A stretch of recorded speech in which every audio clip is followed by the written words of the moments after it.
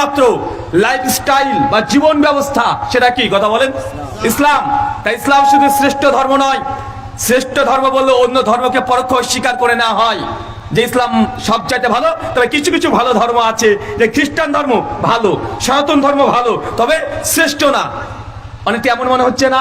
তাই ইসলাম হচ্ছে একমাত্র ধর্ম, একমাত্র জীবন ব্যবস্থা।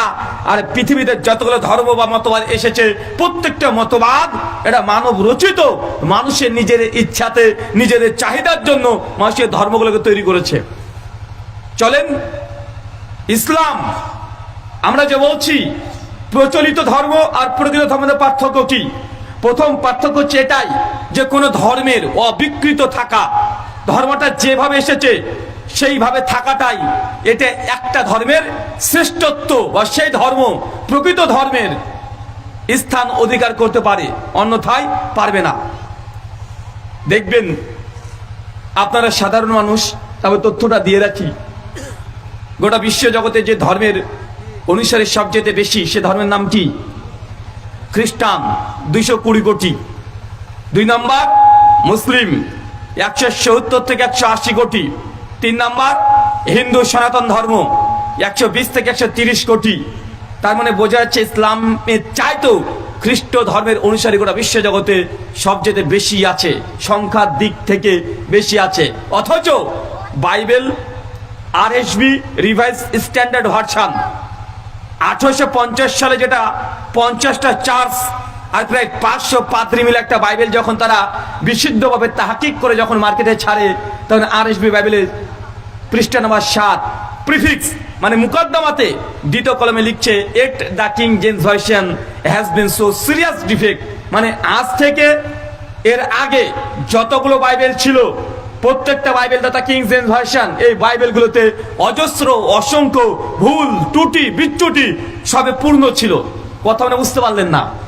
মানে 1850 খ্রিস্টাব্দে খ্রিস্টান বিশেষজ্ঞরা তারা একমত হয়েছে, 500 জন পাদ্রী মিলে সম্মেলন করেছে, 50টা চার্চ, বড় বড় গোটা বিশ্বের ব্রিটেন, আমেরিকা, ইউরোপ সব জায়গায় চার্চ মিলে তারা একটা বিশুদ্ধ তারা বাইবেল রচনা করেছে, যেটাকে নাম দিয়েছে RSV তথা রিভাইজ স্ট্যান্ডার্ড ভার্সন। এবং তারা ভূমিকাতে লিখছে যে এর আগে যতগুলো বাইবেল ছিল, মানে দীর্ঘ 1850 বছর ধরে, প্রায় 1500 বছর ধরে খ্রিস্টানদের কাছে যে বাইবেল ছিল, বাইবেল গবেষকরা একমত তার মধ্যে অনেক ভুল ত্রুটি বিচ্যুতি অনেকগুলো ছিল। তার মানে বোঝা যাচ্ছে যে 1500 বছর ধরে খ্রিস্টানরা ভুল একটা বাইবেলকে মেনে এসেছে। মনে হচ্ছে না? সনাতন হিন্দু ধর্ম, স্বামী বিবেকানন্দ সনাতনী হিন্দু দাদাদের কাছে অনেক বড় একটা নাম। তার একটা বই আছে 10 খণ্ডে, বাণী এবং রচনাবলী, 8ম খণ্ড, 118-19 নম্বর পৃষ্ঠায় তিনি লিখছেন যে আমাদের কাছে যে বেদ আছে, বেদ বোঝেন তো? আবার বেদ কয়টা? বেদ 4টে, ঋক, সাম, যজু, অথর্ববেদ। এই 4টে বেদ, টোটাল মন্ত্রের সংখ্যা 20,536টা। স্বামী বিবেকানন্দ বলছেন যে বেদ আমাদের কাছে যে অবস্থায় এখন আছে, এই বেদের কমপক্ষে 80% হারিয়ে গেছে, ওটা খুঁজে পাওয়া যায় না। ও কালের বিবর্তনে বেদগুলো সবগুলো নষ্ট হয়ে গেছে, কিছু ভুলে গেছে, কিছু তার সংরক্ষণ করতে পারে নাই। মানে মাত্র 20,536টা শ্লোক আছে, মানে 80% বেদ হারিয়ে গেছে। তার মানে হিন্দু পণ্ডিত এবং খ্রিস্টান পণ্ডিত একমত যে তাদের ধর্মগ্রন্থর মধ্যে বিকৃত ঘটেছে। একমত কি একমত নয়? আচ্ছা বলেন, ইসলামে কোনো পরিবর্তন হয়েছে? কোরআনুল কারীমের সূরা বাকারার থেকে শুরু করে সূরাতুল ফাতিহার বিসমিল্লাহর বা থেকে মিলাদ জিন্নাতি ওয়ান নাসের সিন পর্যন্ত আজ পর্যন্ত একটা হরফের পরিবর্তন হয়েছে না। তার মানে আপনাকে বুঝতে হবে, যদি ধর্ম যদি পালন করতে চান, ধর্ম যদি মানতে চান, তাহলে আপনাকে সেই ধর্মের আগে অথেন্টিসিটি, ধর্মগ্রন্থ আসলে সঠিক আছে না বিকৃত হয়েছে, এটা প্রথম আগে প্রশ্ন তুলতে হবে। কথা বুঝতে পারলেন না? এখন যদি ধর্মগ্রন্থ যদি বিকৃত হয়ে যায়, ধর্মগ্রন্থে যদি মানুষের কথা ঢুকে যায়, ধর্মগ্রন্থ ঈশ্বর বা আল্লাহ যেটা অবতীর্ণ করেছে সেটা যদি পরিবর্তন হয়ে যায়, তাই সেই ধর্মটা কি সঠিক হতে পারে? কথা বলেন না। ঠিক এই জিনিসটা হয়েছিল ইহুদিদের ক্ষেত্রে। ইহুদিরা আল্লাহ সুবহানাহু ওয়া তাআলা তাদেরকে যখন তওরাত দিয়েছিলেন, জাবুর, ইনজিল, এই 3টে গ্রন্থকে ইহুদিরা 3 কোয়ালিটির বিকৃত করেছে। কয় কোয়ালিটির? 3 ভাবে বিকৃত করেছে। এক, তওরাতের কিছু আয়াত ছিল ইহুদিরা মুখস্থ রাখতে পারেনি, হিফজ করতে পারেনি। যে আমাদের ছোট ছোট সোনামণিরা ওরা কোরআনকে হিফজ করতে পারে কি পারে না? পারে। কিন্তু ইহুদিরা তার চেষ্টা করেছে, কিন্তু একটা সময় আস্তে আস্তে আর হিফজ করতে পারে নাই, ভুলে গেছে। মানে তওরাতের কিছু অংশ অটোমেটিক ভুলে গেছে। আর যখনই ভুলে গেছে, কিছু মানুষ যখন ইহুদি সম্প্রদায় প্রশ্ন করেছে তাদের পাদ্রীদেরকে, তাদের ধর্মগুরুদেরকে, তখন যেহেতু ভুলে গেছে, জনসংখ্যা কি বলবে যে আমি ভুলে গেছি? ও নতুন করে নিজেই আয়াতগুলোকে তৈরি করেছে। কথা বুঝতে পারলেন?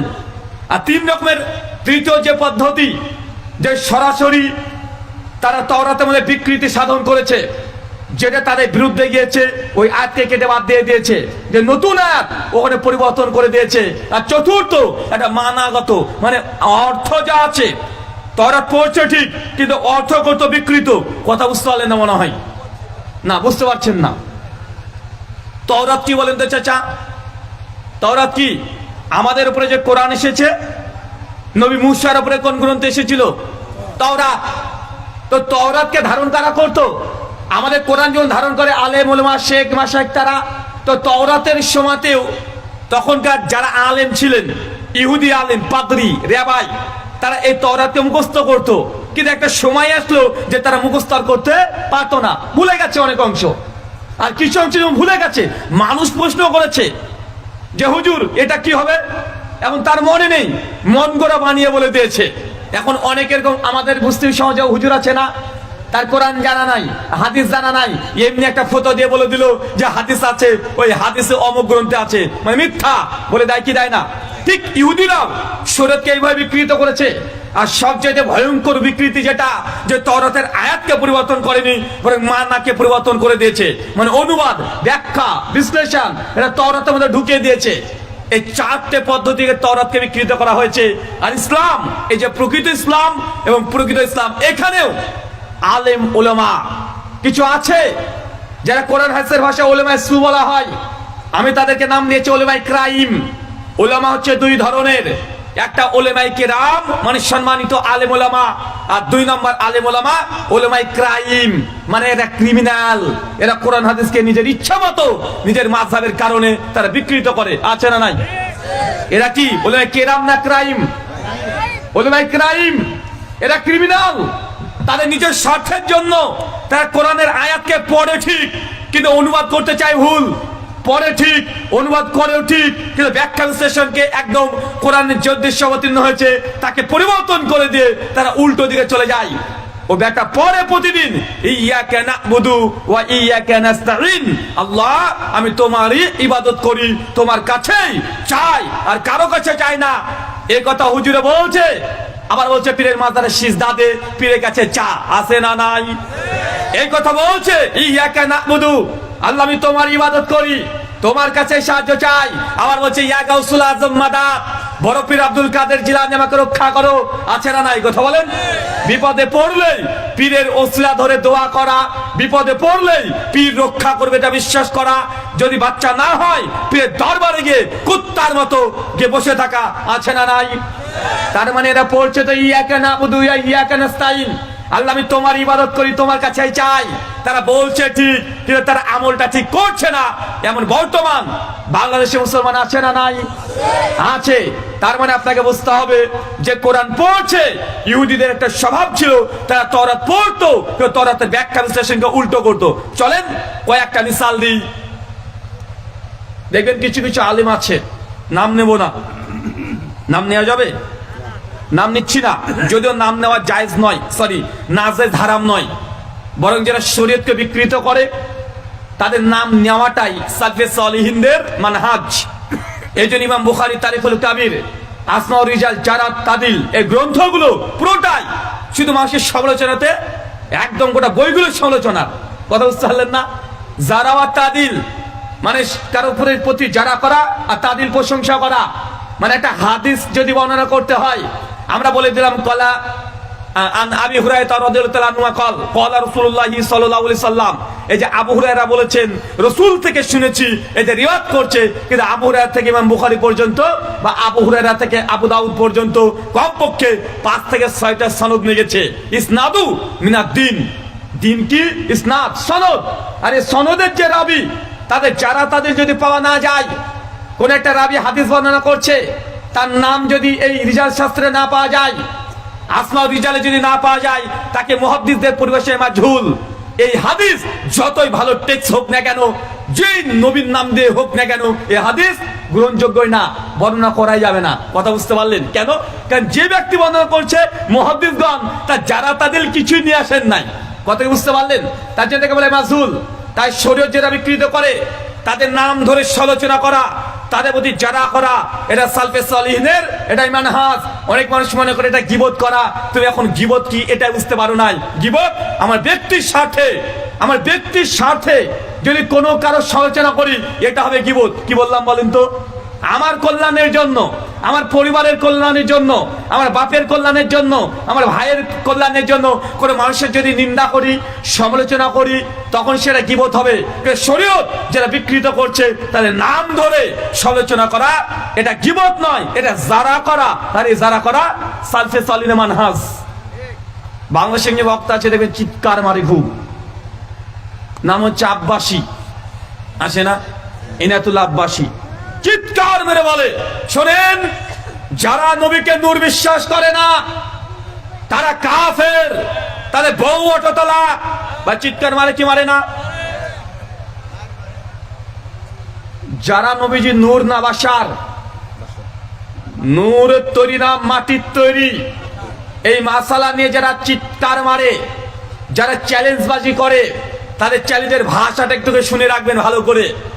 আসলে আব্বাসী সাহেব যে বিষয়ে চ্যালেঞ্জ দিয়েছে এবং তিনি যে শব্দগুলো বলেছেন, যারা নবীর নূরকে অস্বীকার করে তারা কাফের। আসলে তাই, যারা নবীর নূরকে অস্বীকার করে সত্যি তারা কাফের। এটা আমরাও বলি।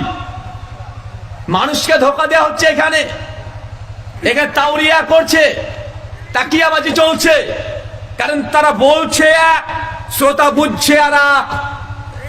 আসলে তিনি যখন চ্যালেঞ্জের ভাষা বলছে, যারা নবীকে নূর বিশ্বাস করে না সে কাফের। কিন্তু ভাই নবীর নূর না বাসার এটা নিয়ে দ্বিমত নেই।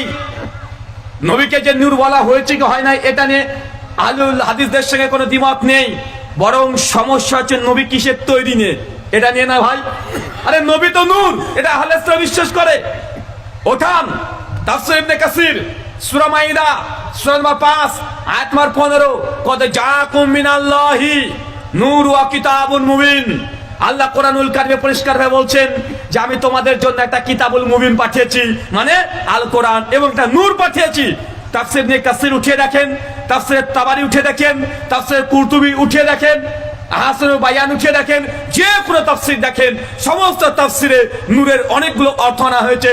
তাদের একটা অর্থ করা হয়েছে নূর ইয়ানি মুহাম্মদ রাসূলুল্লাহ সাল্লাল্লাহু আলাইহি ওয়াসাল্লাম। কথা কি বুঝতে পারলেন? কি বুঝলেন বলেন তো? এখানে সমাজে প্রচলিত ইসলাম আর প্রকৃত ইসলাম যদি বুঝতে হয়, সূক্ষ্ম পয়েন্ট আপনাকে মাথায় রাখতে হবে।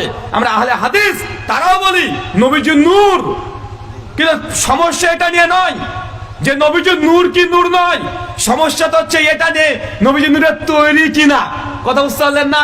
এই জন্য আব্বাসী যখন চ্যালেঞ্জ করে, ভালো করে শুনবেন শব্দগুলো, ও চ্যালেঞ্জ করে যে নবীজি নূর যে অস্বীকার করে সে কাফের। আমি তাকে বলেছিলাম, হুজুর নবীজি নূরের তৈরি এই শব্দটা একবার চ্যালেঞ্জ করো। চ্যালেঞ্জ করবে না কেন? কেন ও জানে এই মর্মে কোরআন হাদিস থেকে কিছু প্রমাণ নেই। এটা হচ্ছে তাওরিয়া করা। ইহুদিরা এরকমই করতো, তাদের জনসাধারণকে এইভাবে ধোকা দিত। মানে তারা বলতো এক আর তারা বুঝতো আর এক। যখন সাথে নাম জনতাকে বলছে যারা নবীর নূর তৈরি, নবীকে নূর বিশ্বাস করে না সে কাফের, সাধারণ জনসাধারণ কিন্তু বুঝে নূর মানে নূরের তৈরি। বুঝে কি বুঝে না? বোঝে কি বোঝে না? এটাই বুঝে।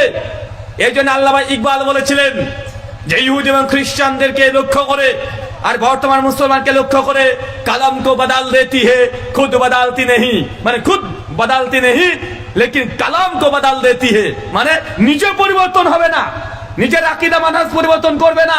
যেহেতু একটা ফতোয়া দিয়ে দিয়েছি, তাই যে কোনো মূল্যে আল্লাহর কালাম কোরআনকে চাইলে তারা বিকৃত করে নিজের ফতোয়াকে ঠিক প্রমাণ করার জন্য ব্যস্ত হয়ে যায়। আছে না নাই? প্রচলিত ইসলাম এবং প্রকৃত ইসলাম সূক্ষ্ম পয়েন্ট আছে। চাচা মনে হয় আপনি এখনো বুঝতে পারেন নাই।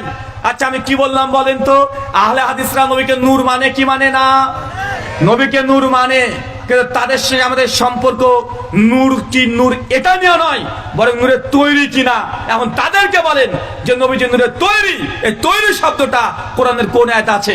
একদম কিয়ামত চলে আসবে, তারপরেও এই তৈরি শব্দটা কোরআন তো দূরের কথা, কোন জয়ীফ হাদিস থেকেও প্রমাণ দেওয়া সম্ভব নয়। একটা হাদিস ঘুরে ফিরে দেয়, আওয়ালুমা খালাকাল্লাহ নূরি, জাবের বিন আব্দুল্লাহ থেকে রেওয়ায়াত তারা পেশ করে, কিন্তু এই হাদিসের কোনো সনদ পাওয়াই যায় না। কিছুদিন আগে দেখছি মুসান্নাফ আব্দুর রাজ্জাকের মাকতুতান থেকে দেওয়ার চেষ্টা করছে, ওটাও জাল। ওই বিষয়ে আপনাকে বোঝানোর চেষ্টা করছি না, আপনি যে ভাষা বুঝেন সে ভাষা আপনাকে বোঝাচ্ছি। চাচা বলেন তো, কোন জিনিসকে নূর বললেই সেই জিনিস কি নূরের তৈরি হয়ে যায়? কোরআনে আল্লাহ নবীকে নূর বলেছে, তার মানে কি নবী নূরের তৈরি? সূরা মাইদা 44, 46, 67 তিনটে আয়াত। আল্লাহ তাওরাত, জাবর, ইনজিলকে নূর বলেছে। তাওরাত ও ইনজিল চেনেন তো? আবার এটা আসমানি গ্রন্থ। এখন বলেন তো, তাওরাত, জাবর, ইনজিলকে নূর বললে এই তিনটা গ্রন্থ এটা কি নূরের তৈরি হয়ে গেল? সূরা ফুরকান আয়াত নম্বর 61, সূরা ইউনূস আয়াত নম্বর 15 আল্লাহ চাঁদকে বলেছে নূর, মুনির, কামার। এখন চাঁদকে আল্লাহ নূর বলেছে, এখন চাঁদ কি নূরের তৈরি? সূরা নূর আয়াত নম্বর 35 আল্লাহ নিজেকেই নূর বলেছে। এখন আল্লাহকে কি আপনি শুধু নূরের তৈরি বলবেন? সহিহ মুসলিম হাদিস 753 আল্লাহ নিয়ে বলছেন as-সালাতুন নূর, নামাজ হচ্ছে নূর। এখন বলেন তো, নামাজ নূরের তৈরি? মানে কঠিন হচ্ছে আপনার জন্য বোঝা নাকি? তাদের সঙ্গে আমাদের মতভেদ আগে বুঝেন। প্রচলিত ইসলাম আর প্রকৃত ইসলাম কোথায় ডান্ডি মেরেছে তারা, কোথায় আল্লাহর কালামকে তারা নিজের মন মতো ব্যাখ্যা করছে। কোরআনে আল্লাহ নবীকে নূর বলেছে ঠিক, কোরআনে তাওরাতকে নূর বলা হয়েছে, কোরআনে আল্লাহকে আল্লাহ নূর বলেছেন, কোরআনে চাঁদকে আল্লাহ নূর বলেছেন, হাদিসে নবী সালাত নামাজকেও নূর বলেছেন। এখন বলেন যে সব জিনিসগুলো এগুলো নূরের তৈরি? এগুলো নূরের তৈরি না। নূর এর বাংলা মানে হয় লাইট, সরি ইংলিশ বাংলা করলে হবে আলো, জ্যোতি। এখন কোরআনকে আল্লাহ কেন নূর বলেছে? যেহেতু কোরআন মানুষকে জাহান্নাম থেকে জান্নাতের রাস্তা দেখায়। তাওরাতকে আল্লাহ কেন নূর বলেছে? তাওরাতের কাজ ছিল জান্নাতের রাস্তা দেখানো। নামাজকে কেন নূর বলেছে? কারণ নামাজের কাজ মানুষকে জান্নাত নিয়ে যাবে। আল্লাহ নবীকে নূর কেন বলেছে? কারণ এই জন্যই যে নবী জাহান্নামের রাস্তা থেকে মানুষকে হেদায়েতের নূর, জান্নাতের রাস্তা দেখাবে, এই জন্য আল্লাহ নবীকে নূর বলেছে। কিন্তু ওরা এই নূরকে এখন বানিয়ে দিল নূরের তৈরি। কথা বুঝতে পারলেন না? যদি নবীকে নূর বলার কারণে নূরের তৈরি হয়ে যায়, তা চাঁদকে নূরের তৈরি বলতে হবে না? নামাজকে নূরের তৈরি বলতে হবে না? কিন্তু এটা মানতে রাজি নাই কেন? কারণ এটা বললেই আর জিলেপি পাওয়া যাবে না। সবকিছু হচ্ছে জিলেপির জন্য। মানে জিলেপির যেমন প্যাস, এই হুজুরদের তেমনই প্যাস। এই জন্য আমি বলেছি এরা উলামায়ে ক্রাইম, এরা কোরআন হাদিস পড়ে ঠিক, মানুষকে অনুবাদ বলেও ঠিক, কিন্তু এমন ভাবে উদ্দেশ্য করে বলে যে মানুষ বুঝতেই পারে না আসলে ব্যাপারটা হচ্ছে কি। চাচা বলেন তো, আলী বিন আবি তালেবকে তারা একটা নাম দিয়েছে, সে নামটাকে বলা হয় শেরে খোদা। কি বলা হয়? এখন শেরে খোদার বাংলা মানে কি? আল্লাহর বাঘ, মানে একটা টাইগার। এখন আল্লাহর বাঘ, এখন তার মানে কেউ যদি বুঝে নেয় জামালপুরের মানুষ, কোন জিলেপি খোর, যে আল্লাহর বাঘ মানে আলী বিন আবি তালেব আল্লাহর বাঘ, তার মানে আলী বিন আবি তালেবের লেজ ছিল, লেজ নাড়াতো। কেউ যদি এমন বুঝে নাই, ভাই এ ডাহা, এটা মূর্খ না? মূর্খ কি মূর্খ না? এ মূর্খ। আলী বিন আবি তালেবকে শেরে খোদা বলা হয় এই জন্য, তার বরত্বর জন্য, তার মর্যাদা, তার মাকাম, তার বীরত্ব, এই জন্য শেরে খোদা বলা হয়। আর আপনি যদি হাকিকে অর্থ নিয়ে নেন, শেরে খোদা মানে তার একটা লেজ থাকতে হবে, চক্রমক্র চামড়া থাকতে হবে, তাহলে আপনার মতো, বাস আর কিছু বললাম না, মানে আপনার মতো বুদ্ধিমান ব্যক্তি আর দুনিয়াতে কেউ নেই।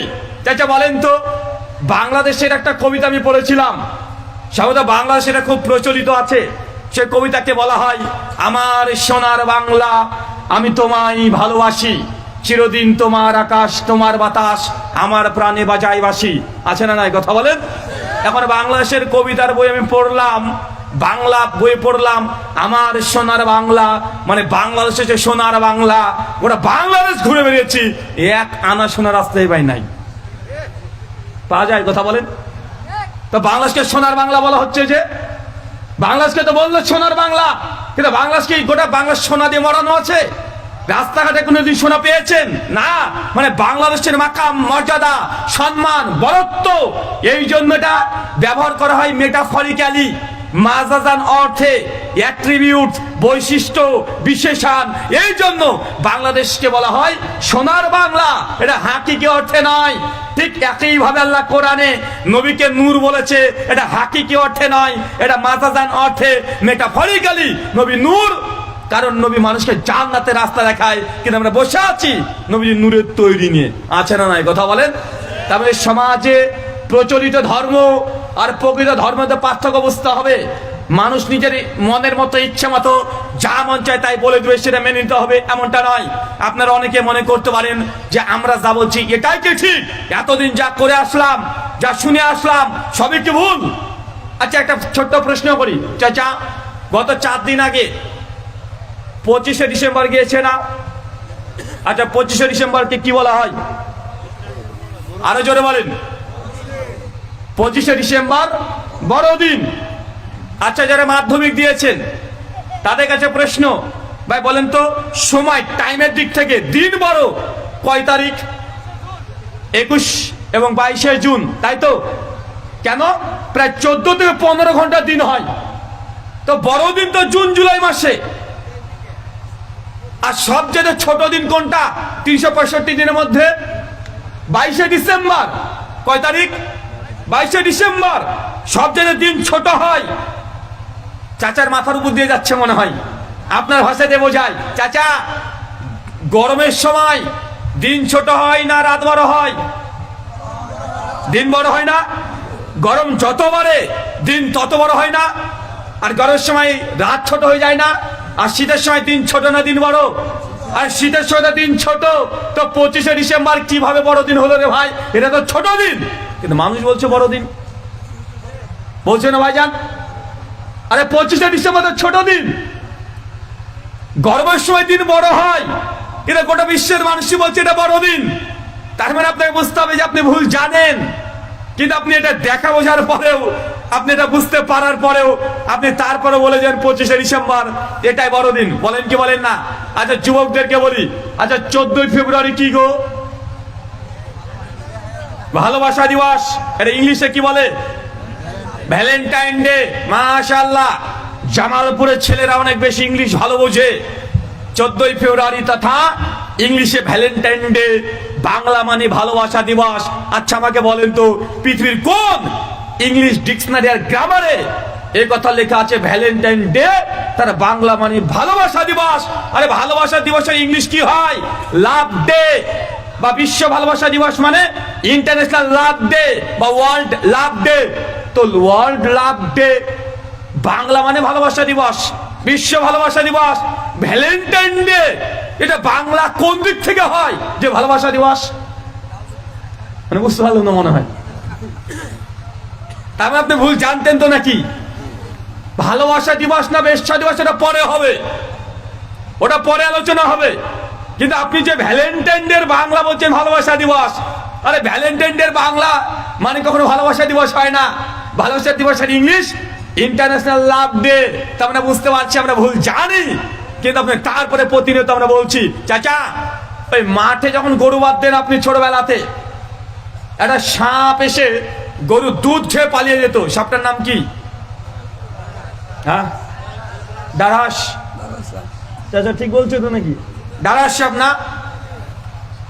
চাচা দুধ খেত না? আরে বলে না কেন কথা? সাপ এসে দুধ খেয়ে পালাতো তো নাকি? আচ্ছা, যারা মাধ্যমিক দিয়েছেন তারা বলে তো সাপ কি দুধ খায়? হ্যাঁ, আরে সাপ দুধই খায় না, সাপ দুধ খেতে পারে না। আপনি যদি জোর করে সাপকে দুধ খাইয়ে দেন, ওরা 7-8 ঘন্টা পরে এমনি মারা যাবে। কারণ দুধকে হজম করার জন্য শরীরে যে এনজাইমের দরকার, সেই এনজাইম সাপের শরীরে নাই।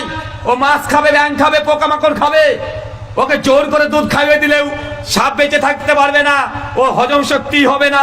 হজম না হওয়ার কারণে ও চিটপটাং হয়ে মৃত্যুবরণ করবে। তারপরেও আপনি বলছেন যে সাপ নাকি আপনার গরু দুধ খেয়েছে, আপনি নাকি নিজের চোখে দেখেছেন। বলা হয় কি হয় না? কথা বলেন।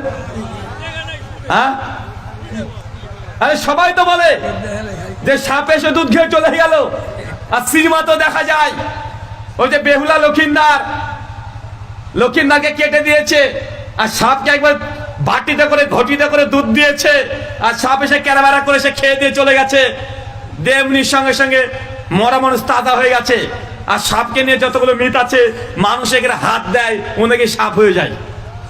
দেখেন না চাচা, মানুষ নাকি সাপ হয়ে যায়, ওপরে হাত তুললে ও নাকি সাপ হয়ে যায়। আবার বলতো আগে শোন, জোড়া সাপ যদি শঙ্খ লেগে যায় একজনকে মারবি না, যদি একজনকে মারিস আর একজন জীবিত থাকে ওই 100 বছর পর হলেও এসে তো কিন্তু ফস মারবে। বলতেন ভাইজান, মানে এত গাঁজা করি। আবার দেখবেন সাপুরে যারা আছে, ওরা আপনার বাড়িতে সাপ আছে না, এসে কি একটা বড় বিন নিয়ে এসে ও প্যাপো করে দিন রাত ও বাঁশি বাজাচ্ছে, অথচ সাপের কানই নাই, সাপ শুনতেই পায় না। আরে ভাই, এই তথ্যগুলো যাচাই করার জন্য আপনাকে আলেম হতে হবে না, 20 বছর পড়াশোনা করতে হবে না। এখন আমাদের গুগল দামাত বারকাতুম আছে না, গুগল কি দামাত বারকাতুম আলিয়া, আর চ্যাট জিপিটি হাফেজাহুল্লাহ। এখন চ্যাট জিপিটি কে প্রশ্ন করেন যে মামু সাপ কি দুধ খায়, দেখেন ভাগ্নি হিসেবে আপনাকে উত্তর দিয়ে দিবে, তথ্য ডেটাবেস সহ দিয়ে দিবে। ভাই দেয় কি দেয় না, কথা বলেন তো। এখন মানুষের চোখে ধুলো দিয়ে বক্তব্য দেওয়ার জোগাড় নাই। তার মানে চাচা আপনাকে বোঝাতে চাইলাম যে আপনার মধ্যে ভুল আছে, এটা আপনি জানেন। আমি তো আপনাকে জাস্ট দেখালাম যে খ্রিস্টানদের মধ্যে বড়দিন হচ্ছে ওটা সবচেয়ে ছোট দিন। হিন্দুরা মনে করে সাপ হচ্ছে মনসা দেবী, এই যে দেবীকে তারা দুধ খাওয়াচ্ছে, অত সাপ দুধই খেতে পারে না। আর ভ্যালেন্টাইন ডে ইন্টারন্যাশনাল, তারা মনে করছে এটা সত্য জিনিস, অথচ এর অনুবাদ একদমই ভুল। আচ্ছা, নাস্তিকদের ব্যাপারে একটু বলি। নাস্তিকরা বলে তারা অনেক নাকি বিজ্ঞান মনস্ক, ওরা নাকি সায়েন্স বিজ্ঞান দিয়ে ওরা বিশ্ব জগৎকে তারা মানদণ্ড করে। যখন বৈশাখ মাস আসতো সেই সময় বাংলার নাস্তিকরা কি বলতো, এসো হে বৈশাখ এসো, চিৎকার মারতো না? এমন বলেন তো বৈশাখ কি? নাস্তিক কেন 14 গোষ্ঠী সবাই যদি বৈশাখে এসো এসো করে ডাকে, বৈশাখ এক ধাপ আগে আসতে পারবে, 1 সেকেন্ড আগে আসতে পারবে? তো ওই যে নাস্তিক, ও বৈশাখকে ডাকছে। ও যদি বৈশাখীকে ডাকতো তাও না জানি কেউ একজন চলে আসতো, কোনো মেয়ে মানুষ, কিন্তু বৈশাখ এটা মাস, ওকে ডাকছে আয় আয় বৈশাখ আয়।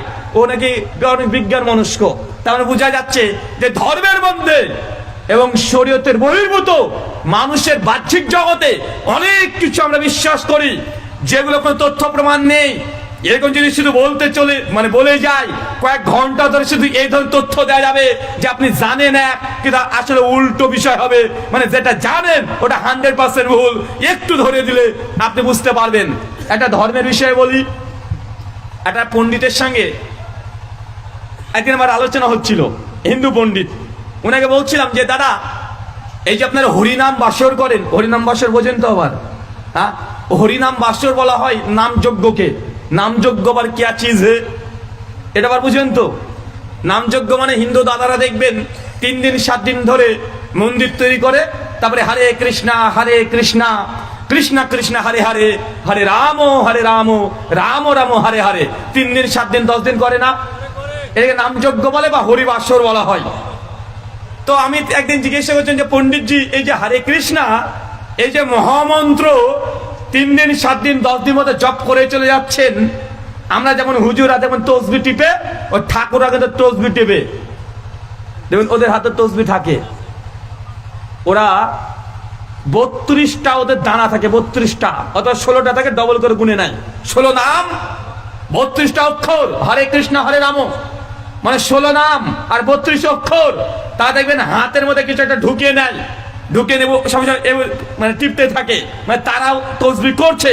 তো ওনাকে বলেছিলাম যে হরে কৃষ্ণ মহামন্ত্র এটা কোথায় আছে?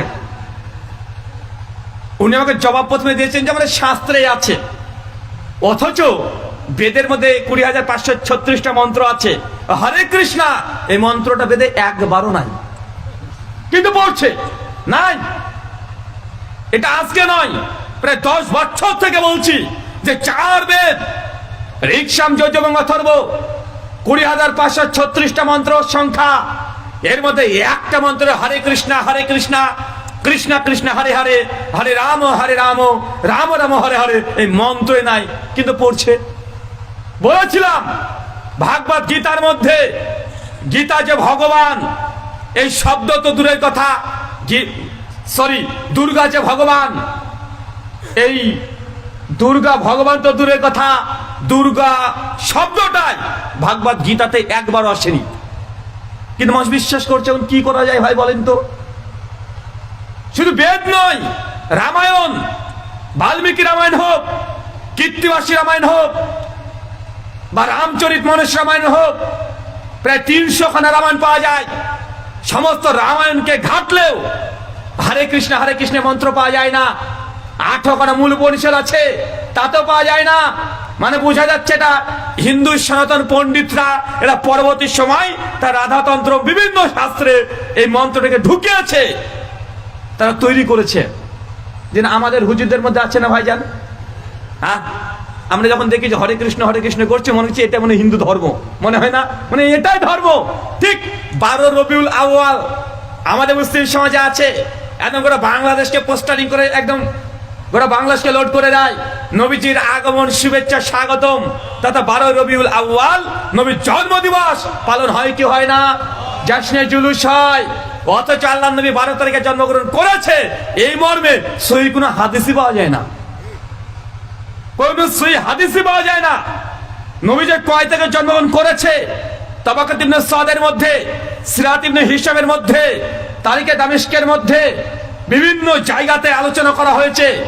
আল বিদায়া ওয়ান নিহায়া ইমাম ইবনে কাসির রাহিমাহুল্লাহ তিনিও আলোচনা করেছেন। কমপক্ষে 11 খানা মত পাওয়া যায়। কয়টা মত? কথা বলেন। 11 খানা মত পাওয়া যায়। আরে বড় পীর আব্দুল কাদের জিলানী, যার নাম নিলে আগুন হয়ে যায় পানি, এই কথা বলে বেদাতীরা।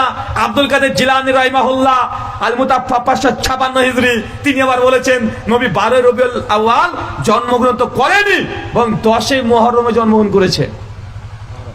মুহররম মাসে 10 তারিখে। কয় তারিখে? 10 তারিখে। কে বলেছে?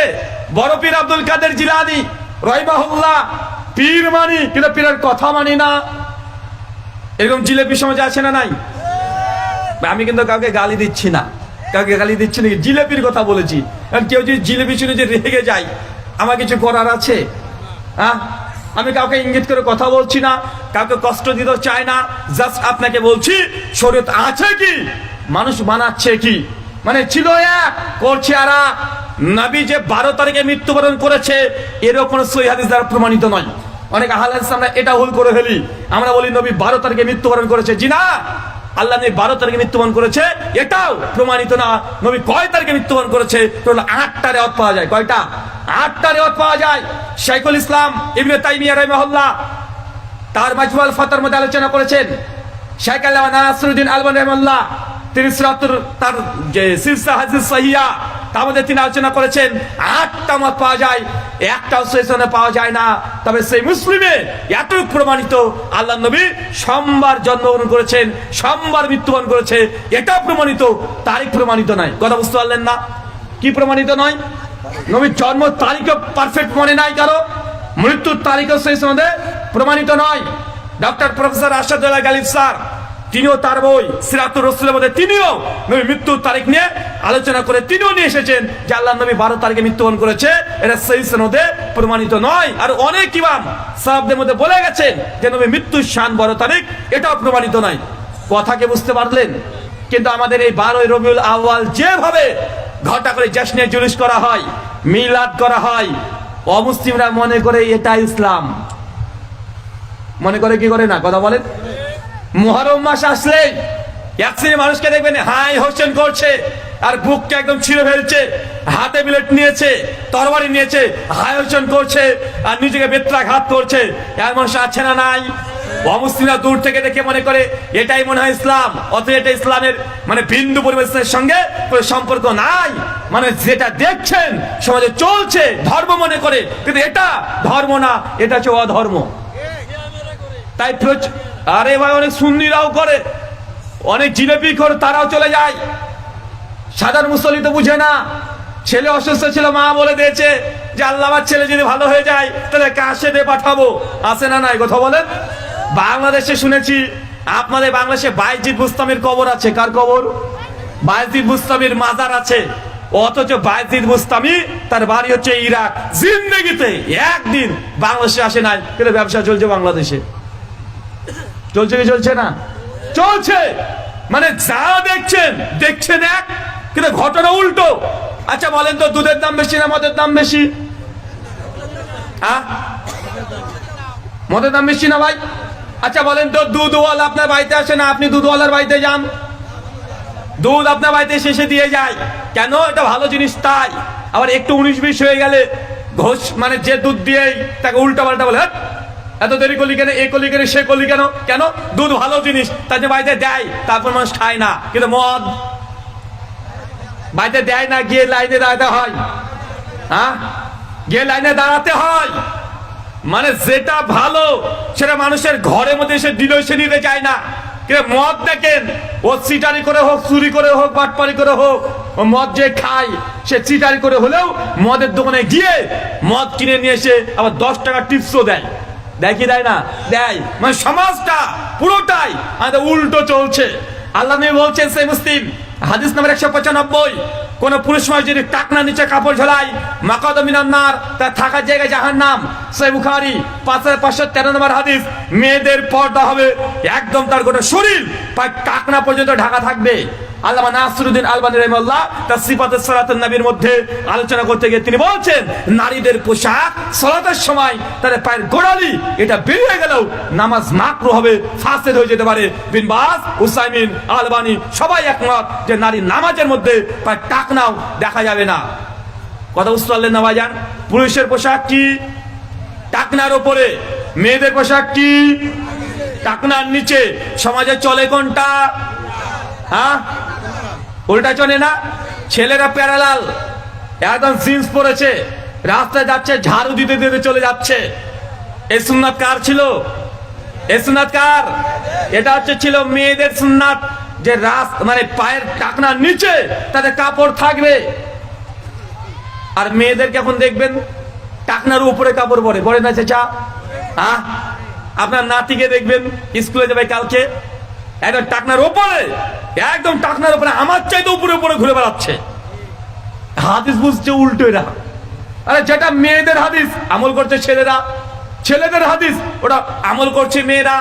আচ্ছা এখন দেখবেন অনেক সময়তে দেখা যায় রাস্তাঘাটে চলবেন, দেখবেন মেয়েরার মধ্যে এখন আর 3 পিস চলে না, এখন চলে 2 পিস।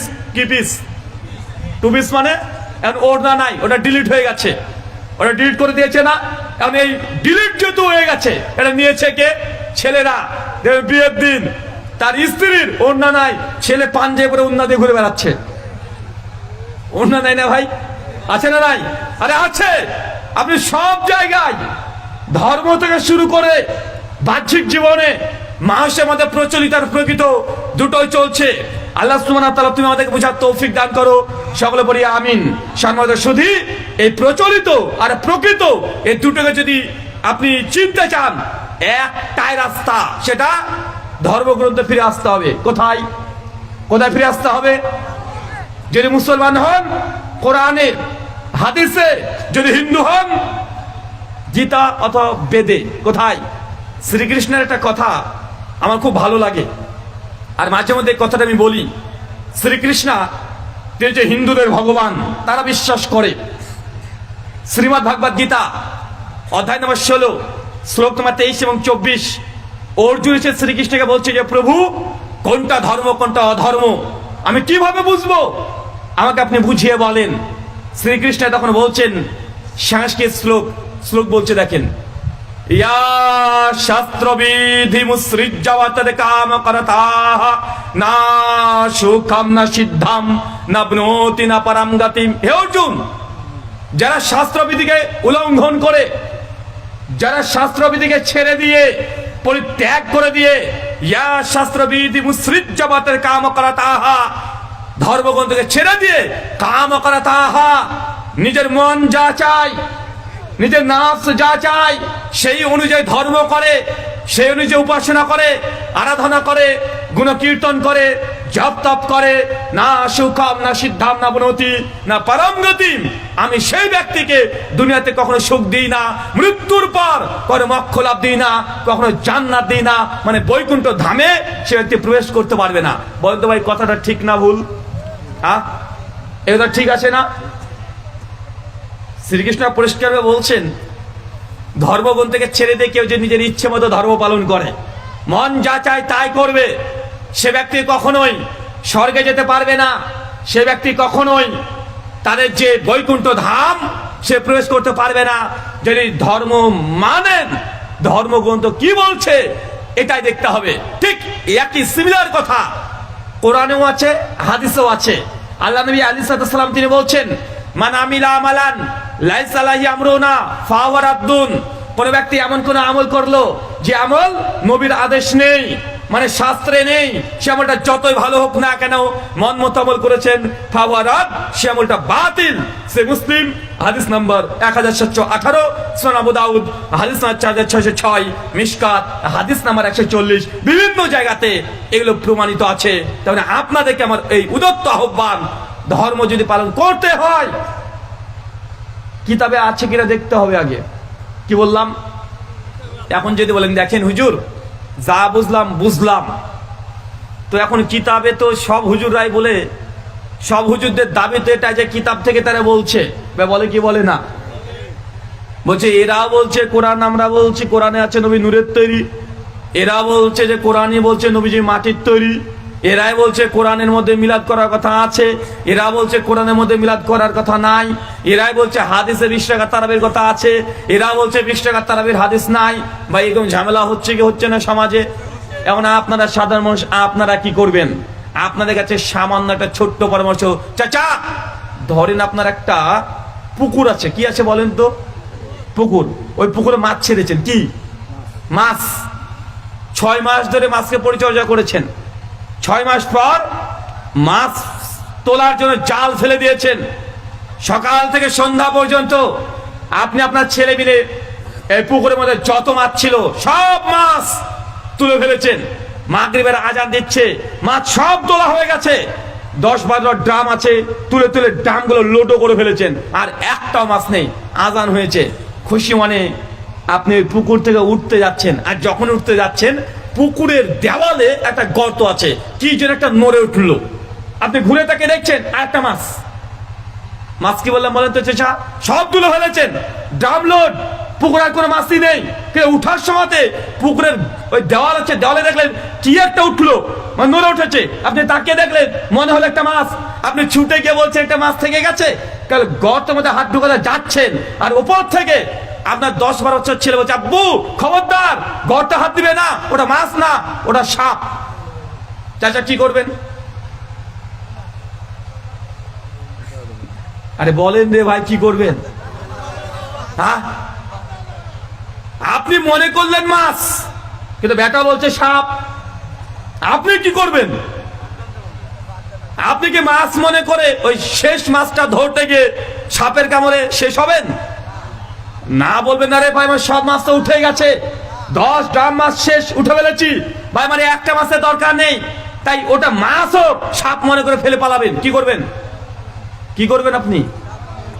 আপনি মাছ একটা ফেলে চলে আসেন, দরকার নেই ভাই, এটা যদি সাপ হয়ে যায় তো আমি মারা যাবো, কি দরকার আমার? তবে একটা মাছ লস যা, তার মানে আমি মাছ মনে করে সাপের ছবল খেতে পারবো না, আমরা তো উঠে পালিয়ে আসবো, তাই না চাচা? তো যখন একটা হুজুর বলছে এটা বেদাত, একদম বলছে না এটা করা জায়েজ, উদাহরণ দিই, আপনার হুজুর বলছে মিলাদ করা জায়েজ, আর একজন হুজুর বলছে মিলাদ করা জায়েজ না, এটা বেদাত, বেদাত করলে জাহান্নামে যাবে। যারা বলছে মিলাদ করা জায়েজ, ওরা বলছে করলে নেকি হয়, না করলে গোনা হয় না, এই কথাই তো বলে, তাই না? বলছে মিলাদ জিনিস দেখো, আমরা তো ফরজ ওয়াজিব বলি না, সুন্নাত বলি না, আমরা বলি মুস্তাহাব, মানে মিলাদ করলে নেকি হয়, না করলে গোনা হয় না। এখন এই দলে অনেক বড় বড় হুজুর আছে, 22 হাত 24 হাত পাগড়ি পরে, এদেরও বড় বড় মাদ্রাসা আছে, এরাও বুখারি পড়ায়, বুখারি নিজে পড়েছে, আবার আরেক দল আলেম, এরাও বড় বড় আলেম, এদের 22-24 হাত পাগড়ি, এরা দীর্ঘদিন ধরে মাদ্রাসায় পড়ছে, মাদ্রাসায় পড়াচ্ছে, এরা দুজনই আলেম, কিন্তু এই গ্রুপ আবার বলছে না মিলাদ করলে জাহান্নামে যাবি। বলছে কি বলছে না? তো আপনি সাধারণ মানুষ কি করবেন? কি করবেন? আপনি তো কিছু বুঝেন না সাধারণ মানুষ, আপনাদের জ্ঞান নেই। কারণ দুজনই তো হুজুর মারামারি করছে, আপনি আমজনতা, আপনি কি করবেন বলেন? কি করবেন? একজন বলছে করলে নাকি হয় মিলাদ, না করলে গুনাহ হয় না। আর এক দল আলেম, এরাও আলেম, এরা হচ্ছে না করলেই গুনাহ হয়, করলেই জাহান্নামে যাবি। কুল্লু বিদআতিন দালালা, প্রত্যেক বিদআত হচ্ছে ভ্রষ্টতা। বিদআত করলে নবীর হাউজে কাছে পানি পান করতে পারবেন না, বিদআত যদি করেন নবীর শাফাত পাবেন না। তো দুই দলের দিকে আলেম আছে। আপনি সাধারণ মানুষ, আপনি কি করবেন? আপনাকে আমি বলে যাই চাচা, নেকি করাটা গুরুত্বপূর্ণ নয়, নেকি করার চাইতে গুনাহ থেকে বাঁচাটাই গুরুত্বপূর্ণ। কি বললাম কথা বলেন? নেকি করা বেশি গুরুত্বপূর্ণ না হারাম থেকে দূরে থাকাটা বেশি গুরুত্বপূর্ণ? আরে গুনাহ থেকে বাঁচাটা বেশি গুরুত্বপূর্ণ। নেকি যদি করতে চান, তে হুজুরের কথা দেখাচ্ছে কিয়ামতের মাঠে, ধরেন কিয়ামতের মাঠে হতে পারে এমন, কারণ আপনি সাধারণ মানুষ দেখছেন যে হুজুররা বলেছিল, হুজুরের দলগুলো বলেছিল মিলাদ করলে গুনাহ হয়, পাপ হয়, যদি এদের ফতোয়াটা ঠিক হয়ে যায় কিয়ামতের মাঠে, কি করবেন বলেন তো চাচা? যদি এই হুজুরদের কথা ঠিক হয়ে যায় যে মিলাদ হচ্ছে বেদাত, করলে জাহান্নামে যাবি, এখন বলেন তো আপনি দুনিয়াতে মিলাদ করেছেন আর আপনি এই সাধারণ মানুষের তো কোনো কিছু বুঝেন না, কিন্তু এই হুজুরের ফতোয়া যদি ঠিক হয়ে যায়, আপনার পরিণতি কি? আপনার পরিণতি কি? জাহান্নাম যাবেন না? তাহলে জাহান্নাম। আর দেখেন না কিয়ামতের মাঠে যে হুজুর বলেছিল মিলাদ করা মুস্তাহাব, করলে নেকি হয়, না করলে গুনাহ হয় না, এখন আপনি তো দুনিয়াতে মিলাদ করেননি, কিয়ামতের মাঠে বলবে তুই মিলাদ করেছিস, না করিনি, তাহলে কি হয়েছে? তুই নেকি পাস নাই। কি কথা বলেন? নেকি পাস নাই। আমি তো জাহান্নামে যাচ্ছি না, জাহান্নামের ভয় আছে নাকি? কথা বলেন, জাহান্নামের ভয় নেই। নেকি করতে চান, সূরা বাকারা গোটা পড়ে ফেলেন, জামে তিরমিজি 2010 নম্বর হাদিস। আল্লাহ নবী বলছেন কেউ যদি কোরআনুল কারীমের একটা হরফ পরে আলিফ 10 নেকি, লাম আরো 10, মিম আরো 10, 3 আলিফ 3টে হরফ পড়েছেন, 3×30 নেকি। আপনি মিলাদ করে কত নেকি পাবেন? ওর চাইতে ওই দিনটা 1 ঘন্টা কোরআন পড়েন, তার চাইতে 1000 গুণ বেশি নেকি পাবেন। আপনার নেকি তো দরকার, কিসের দরকার? কথা বলেন, নেকি দরকার। ওই দিন দুরূদ বেশি পড়েন, জিকির, আজকার, তাসবিহ, তাহলিল, ইস্তেগফার, কোরআন পাঠ করেন, আপনার ওর চাইতে বেশি নেকি হবে কি হবে না? এবং এখানে কোনো সন্দেহ নাই। কিন্তু আপনার এই মিলাদ নিয়ে হুজুরদের মধ্যে সন্দেহ আছে। এখন এই হুজুর যারা বলছে মিলাদ করলে জাহান্নামে যাবি, এরাও কোরআন হাদিস দিয়ে দলিল দেয়, আবার বলছে মিলাদ করা নেকির কাজ, এরাও কোরআন হাদিস দিয়ে দলিল দেয়। আপনি আমি সাধারণ মানুষ, আমরা ভাই দরকার নাই নেকির, গুনাহ থেকে দূরে থাকি। নেকির দরকার হলে কোরআন পড়বো, 2 রাকাত নামাজ বেশি পড়ে নিব। কথা বুঝতে পারলেন কি পারলেন না? চাচা রাগ হচ্ছে, এটা আপনার বোঝার জন্য বললাম চাচা, আপনাকে বাঁচানোর জন্য। আপনার কবরে গিয়ে আমি অ্যানসার করব না, কিয়ামতের মাঠ আপনি একাই উঠবেন, আমি আপনার কাছে যাব না, আর আপনি আমার কাছে আসবেন না। আমি তো দূরের কথা, আমার ছেলে আমার কাছে আসবে না, বাপ আমার কাছে আসবে না, স্ত্রী আপনার কাছে আসবে না, কেউ আসবে না। আপনি মনে করছেন পীর সাহেব নৌকা নিয়ে চলে আসবে? হ্যাঁ বলছে না ভাইজান, পীর সাহেব নাকি একদম নৌকা নিয়ে দাঁড়িয়ে থাকবে কিয়ামতের মাঠে। ওই পীরের কি হবে দেখেন। নবী নূহ আলাইহিস সালাম নৌকা তৈরি করেছিলেন, কি করেন নাই? কথা বলেন, নৌকা তৈরি করেছিলেন না চাচা? তার বেটা কেনান, নূহ বলছে আল্লাহ আমার বেটা। আল্লাহ যাই তোমার এটা বেটা না, বেটা না তোমার এটা, ঈমান নাই বেটা মানে। কেনান কোথায় যাবে? কেনান কোথায়? জাহান্নাম। কেনানের একটা পরিচয় কি জানেন? আওলাদের রাসূল। কেনান কে? আওলাদের রাসূল। নবী নূহ আলাইহিস সালাম তিনি রাসূল ছিলেন, তিনি রাসূল। আর তার সন্তানকে কেনান। তো কেনান কে হলো? আওলাদের রাসূল না? বাংলাদেশে কোন আওলাদের রাসূল পোস্টে যদি নাম পায়, বাপ রে বাপ, আওলাদের রাসূল মনে জান্নাত কিনে রেখে দিয়েছে। আওলাদের রাসূল কোরআনে জাহান্নামে যাবে। কোথায় যাবে? কথা বলেন, আওলাদের রাসূল জাহান্নামে যাবে। আওলাদের রাসূল না, নবীর বাপও জাহান্নামে যাবে। কোন নবীর বাপ? নবী ইব্রাহিম। কোন নবী? কথা বলেন, নবী ইব্রাহিম আলাইহিস সালাম। তার বাপ কে? আজর। তার বাপের নাম হচ্ছে আজর। সহিহ বুখারী 3350 নম্বর হাদিস, কিতাবুল আম্বিয়া। আল্লাহ নবী বলেন কিয়ামতের মাঠে আজরের সঙ্গে নবী আলাইহিস সালামের সাক্ষাৎ হয়ে যাবে। সঙ্গে সঙ্গে নবী ইব্রাহিম তার বাপের জন্য দোয়া করার চেষ্টা করবে, শাফাত করার চেষ্টা করবে। আল্লাহ সঙ্গে সঙ্গে নিষেধ করবে, ইব্রাহিম না, কখনো না। তারপরে ফেরেশতারা এসে নবী ইব্রাহিমের বাপকে টেনে হিঁচড়ে জাহান্নামে নিক্ষেপ করবে, আর চেহারা সুরত হয়ে যাবে শুয়োরের মতো। সে বুখারী বর্ণনা।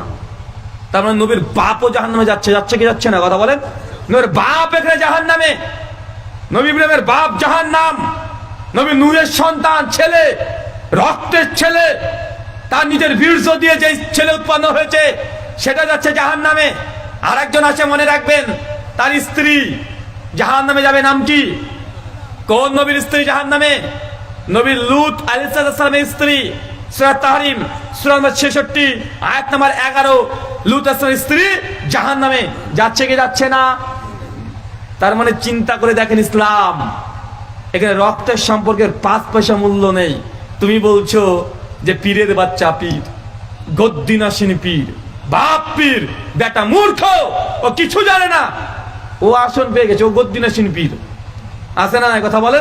বলছে বাপ আমাকে খিলাফত দিয়ে গেছে, মর বুঝতে পারবি খিলাফত কয় ভাগে ভাগ, খিলাফতের যে ভাগ কটা বুঝতে পারবি। নবীর সন্তানকে নাম জাহান্নামে, নবীর বাপ জাহান্নামে, নবীর স্ত্রী জাহান্নামে। কোরআন আল্লাহ সব দেখে দিয়ে বোঝানোর চেষ্টা করছে, যার ঈমান নেই সে নবীর ছেলে হলেও সে জাহান্নামে যাবে। অথচ একজন নারী আছে কোরআনে, যে জান্নাতে ঘর পেয়ে গেছে অলরেডি। কে বলেন তো? আসিয়া। পরিচয় ফেরাউনের স্ত্রী। ফেরাউনের স্ত্রী জান্নাতে ঘর, লূত আলাইহিস স্ত্রী জাহান্নাম। নবীর স্ত্রী জান্নাত, সরি জাহান্নাম। কিন্তু কাফের ফেরাউন বদ মানুষ, তার স্ত্রী কোথায় যাচ্ছে? তার মানে কিসের মূল্য আছে এখানে? ঈমান। আপনি মনে করছেন না গদ্দিনাসিনী পীর, পীরের বাচ্চা পীর। একজন বলছে, দেখ আমার পীর এত বড় পীর, আল্লাহকে একবার দুইবার নয় 100 বার দেখেছে। ভাই সমাজ যেমন আছে না নাই?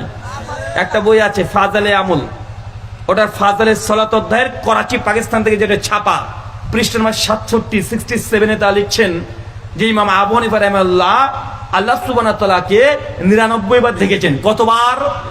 99 বার। কারা লিখেছেন? হানাফি ভাইরা।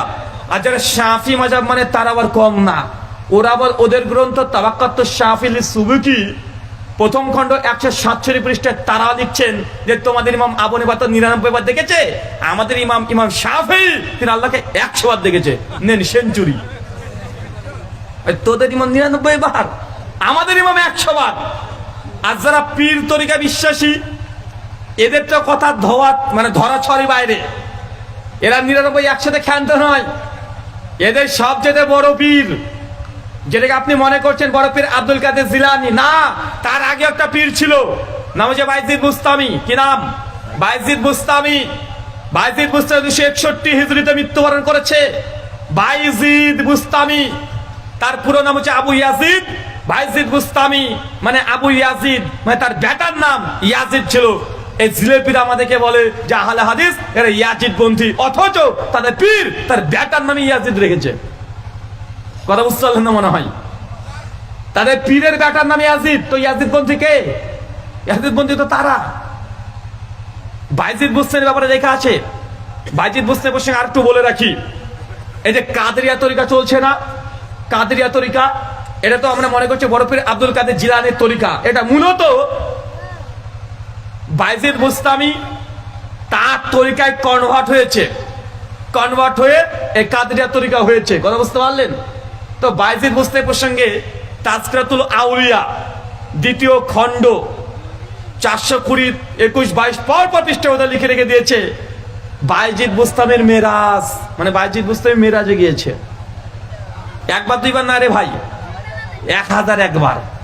নেন, বলতে শুধু মেরাজে গেছে তাই না, কয়েক হাজার বার আল্লাহকেও দেখেছে। আমার সাদা মনে সাদা প্রশ্ন ভাই, আল্লাহকে কি দেখা যায়?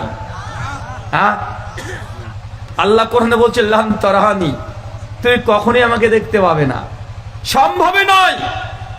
একজন পীর সাহেব বলছে যে আমি আল্লাহকে দেখেছি, আর তার মুরিদ এসে তখন বলছে যে পীর সাহেব সত্যি কি আপনি আল্লাহকে দেখেছেন? জি আমি দেখেছি, মাঝে মধ্যে আল্লাহকে দেখি। ও তখন বলছে পীর সাহেব যদি আপনি আমাকে দেখিয়ে দেন আমার রব আল্লাহকে, তাহলে আমি আপনার কাছে মুরিদ হব, আর আমার যত মুরিদ আছে সব মুরিদ গুলো আপনাকে দিয়ে দেব। মানে দুই পীরের মধ্যে লড়াই, মানে ছোট পীর আর বড় পীর। ছোট পীর বলছে যে এই লোকের কাছে, মানে বড় পীর যিনি আছেন ওর কাছে গোটা এলাকার লোক সব মুরিদ হয়ে যায়। কেন? কারণ এই বড় পীর যিনি আছেন গ্রামের, উনি হচ্ছেন আল্লাহকে দেখতে পান, দেখেছেন, তার ভক্ত মুরিদ তথা বলদদেরকে এই কথাই বলে। আর যিনি ছোট ছোট, মানে ছোট পীর এলাকাতে আছে না ভাই, গ্রামগঞ্জে গাঁজা খাই, মদ খাই, তারপরেও পীর আছে না নাই, ন্যাংটা তারপরেও পীর আছে না, এরকম পীর, বউ পেটাচ্ছে তারপরেও পীর। মানে এই কোয়ালিটির পীর বলছে ওর তো মার্কেটটা অনেক আকাশচুম্বী রে ভাই, আমার মার্কেট শেষ। তো কেন? বলছে ওই পীর মানুষকে আল্লাহকে দেখায়, আমি তো দেখাতে পারি না। এবার মানুষ আসে পীরের কাছে, পীর সাহেব সত্যি আপনি আল্লাহকে দেখাতে পারবেন? জি পারবো। আচ্ছা ঠিক আছে, আমি দেখবো। তো একটা মুরিদ চলে এসেছে, পীর সাহেব বলছে ঠিক আছে, রাত্রিবেলাতে আসবে 12টার পর, তাহাজ্জুদের নামাজ এসে আমার বাড়িতে পড়বি। রাত্রিবেলাতে তাহাজ্জুদের নামাজ পড়িয়েছে, বাড়ির ছাদে উপরে তুলে নিয়ে গেছে, গিয়ে বলছে শোন, আমি যখন বলবো ওই দেখ দেখ, তখন তাকিয়ে দেখবি।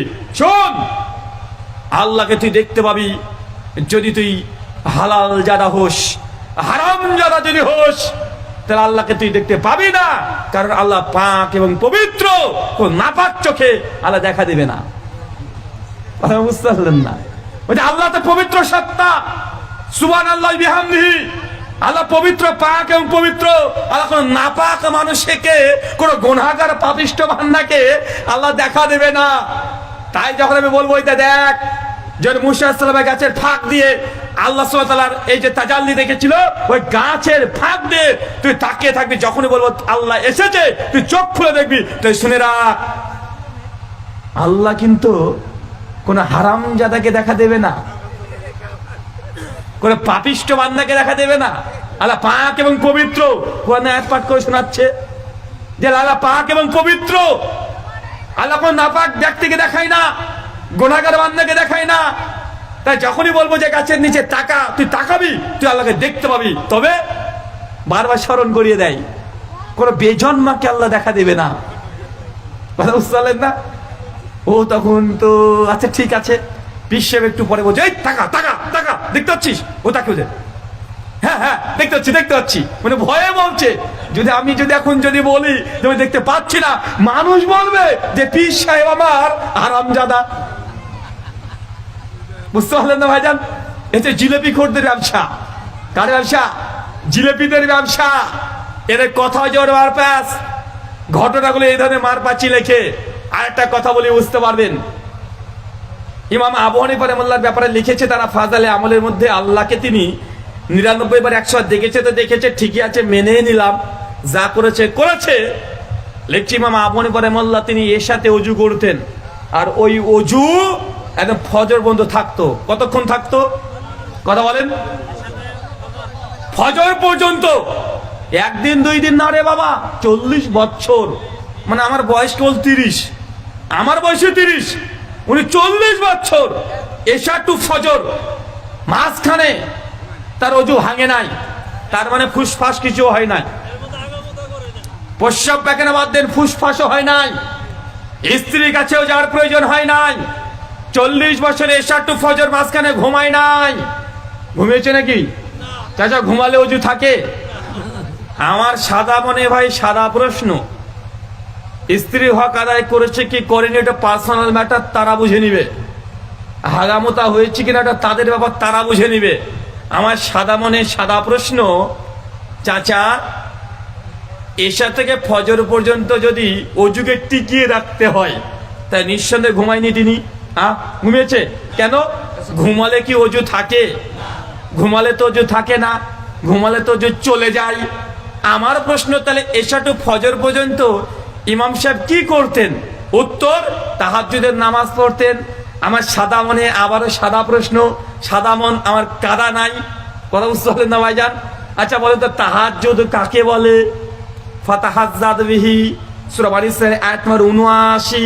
পরিষ্কার ভাবে আশরাফ আলী থানভী থেকে শুরু করে যত দেওবন্দি উলামারা আছে, হানাফি আব্দুল হাই লাখনাবী থেকে শুরু করে সবাই একমত, তাহাজ্জুদ ওই নামাজকেই বলে যে নামাজ ঘুম থেকে উঠে পড়া হয়, এর জন্য তাহাজ্জুদ। বুঝতে পারেন না মনে হয়? চাচা তাহাজ্জুদ কেন বলে বলেন তো? ঘুম থেকে উঠাটাই তাহাজ্জুদ। নামাজ তো নামাজ, বাঙালি আমরা আরবি বুঝি না বলে এই জিলেপি গুলো আমাদের সামনে দিতে পারে। তারাবির নামাজ কোনটা? ওই যে রমজান মাসে পড়ি, তাই না? আমরা মানুষের তারাবি যে 2 রাকাত করে পড়ছি, মনে করছি এই 2 রাকাত নামাজের তারাবি। চাচা ওইটা তারাবি নয়। 2 রাকাত 4 রাকাত নামাজ পড়ার পরে যে বিশ্রাম দিচ্ছি, অবস্থান করছি, কিছুক্ষণ রেস্ট করছি না, এটাকে আরবিতে বলা হয় তারবিহা। এটারে বহুবচন তারাবি। কথা কি বুঝতে পারলেন?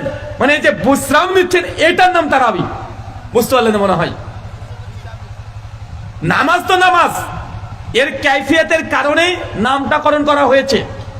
রাত্রিতে যে নামাজ পড়ছেন কিয়ামুল লাইল, এটাকে তাহাজ্জুদ কেন বলা হয়? যদি ঘুম থেকে উঠে পড়তে হয়। হানাফি মাযহাবের ফতোয়া হচ্ছে এটাই, কেউ যদি রাত্রিতে না ঘুমায়, সারা রাত জেগে আছে, সারা জেগে থেকে যদি নামাজ পড়ে, তাহলে ওটা তাহাজ্জুদ বলা যাবে না, ওরা মুতলাকান নফল নামাজ বলতে হবে। কারণ তাহাজ্জুদের জন্য ঘুম শর্ত, ঘুম থেকেই উঠে আপনাকে নামাজ পড়তে হবে। এখন আমার সমীকরণটা মিলান তো, ইমাম সাহেব এশা টু ফজর মাঝখানে ঘুমায়নি, তা কি তাহাজ্জুদ পড়েছে? তাহাজ্জুদ পড়েছে কি?